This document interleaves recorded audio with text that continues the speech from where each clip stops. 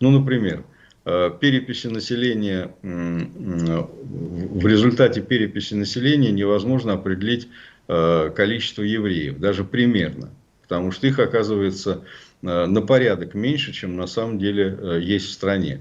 По той простой причине, что люди просто не хотят называть свою национальность, потому что память о погромах очень хорошо живет. Ну и на самом деле и бытовой антисемитизм, да и государственный антисемитизм тоже присутствует.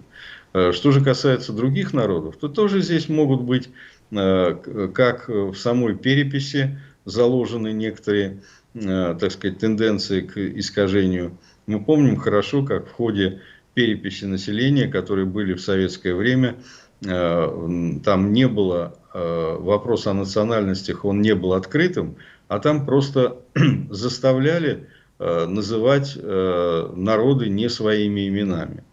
Да? То есть, в результате целый ряд народов просто исчезал. Потому что в переписи люди не могли назвать себя той национальностью, к которой они себя сами относят.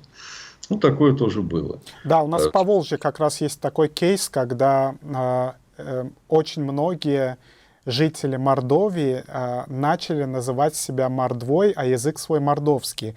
Хотя научно язык эрзянский и макшанский, и, соответственно, этнические группы Эрзия и Мокша.